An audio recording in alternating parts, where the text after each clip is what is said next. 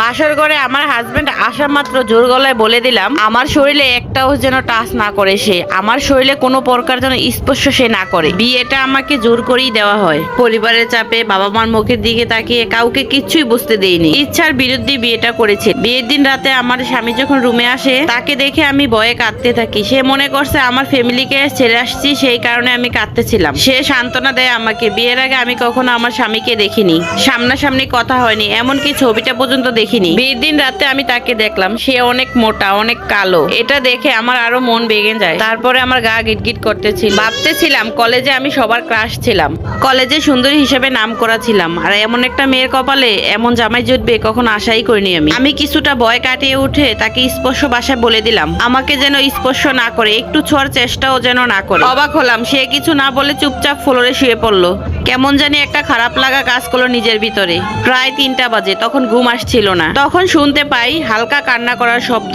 তখন বুঝতে বাকি হলো না যে আমার হাজবেন্ডের নিচে কান্না করছে। প্রচন্ড মেজাজ খারাপ হচ্ছিল, পুরুষ হয়ে আবার নেকা কান্না। জিজ্ঞাসা করলাম কি সমস্যা, কাঁদছেন কেন? সে চুপ করে আছে। আবারও জিজ্ঞাসা করলাম। তারপর বিছানা থেকে উঠে তার সামনাসামনি গিয়ে নিজেই আমি জিজ্ঞাসা করলাম কান্না করার কি আছে? তখন আমার স্বামী উত্তরে বলল আমি কখনো রিলেশন করার চিন্তাও করিনি, জানি আমাকে কেউ কখনো পছন্দই করবে না। পরিবার থেকে যখন মেয়ে দেখতো বারবার মানা করে দিত, তখন আমার খুবই খারাপ লাগতো, অপমান ফিল করতাম। আমার বাবা মাকে আমি অনেক অনুরোধ করেছি আর যেন মেয়ে না দেখে আমার জন্য। আমি বিয়ে করব না, তারা আমার কোনো কথাই শোনেনি। আপনার সাথে আমার বিয়ে ঠিক হয়েছে, কিভাবে হয়েছে আমি নিজেও জানি না, কিন্তু আমি এতটুকু নিশ্চিত যে আমাকে দেখার পর আপনি রাজি হবেন না। আমাকে সৃষ্টি করেছেন আল্লাহ, এখানে আমার কোনো দোষ নাই। তবুও প্রতিনিয়ত আমি সবকিছু মিলিয়ে প্রচন্ড কষ্ট হচ্ছে আজকে আমার, এই কারণে আমি কাঁদছি। ওনার মুখে এমন কথা শুনে কেমন জানি একটা মায়া কাজ করলো, কিন্তু তখন আমি তাকে মেনে নিতে পারি নাই।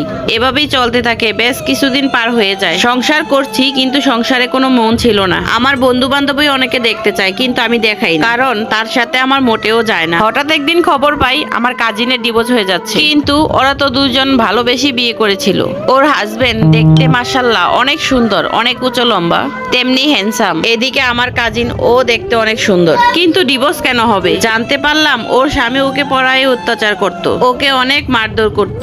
সেদিন থেকে এগুলো ভাবতে ভাবতে ডিপ্রেশনে চলে যাই। একটা সময় পর আমি অনেক বেশি অসুস্থ হয়ে যাই, এতটাই অসুস্থ হয়ে যাই যে আমাকে হাসপাতাল ভর্তি করতে হয়। যেদিন আমাকে হাসপাতালে নিয়ে যায় সেদিন পুরো একটা রাত আমার স্বামী নিজে না ঘুমিয়ে আমার পাশে বসেছিল। ওনাকে আমি বলেই দিলাম আমার পাশে বসে থাকার আপনার কোনো দরকার নেই, আপনি যায় ঘুমান। উনি কোনো উত্তর না দিয়ে আমার পাশেই বসে রইল। আমিও কিছু বললাম না। এর মাঝে আমার অনেক অক্সিজেন লেভেল কমে যায়। প্রায় 12 ঘন্টা মৃত্যুর সাথে ফাইট করি। যখন চোখ খুলে দেখি চোখের সামনে সবাইকে পাশে পেয়ে কিছুটা স্বাভাবিক হতে থাকলাম, কিন্তু খেয়াল করলাম আমার স্বামী বাচ্চাদের মতো কাঁদছে, ঠিক যেভাবে বাসর রাতে কেঁদেছিল। সেদিন প্রথমবারের মতন আমার স্বামী আমাকে স্পর্শ করে। সেদিন আমি তাকে কাছে আসতে বলি এবং সে বসে থেকেই আমাকে জড়িয়ে ধরে। সেদিন থেকে এক টানা আমার স্বামী তার নিজের হাতে আমাকে খাইয়ে দিয়েছে। প্রতিটা কাজ সে বলার আগে আমাকে করে দিয়েছে। আজকে আমার স্বামীর উপর কেমন জানি একটা টান অনুভব করলাম। আমার অসুস্থতার সময় আমার স্বামী শুধু খাইয়ে দেয় না, আমার জামা কাপড় পরিষ্কার করে সবকিছু নিজের হাতে করেছে।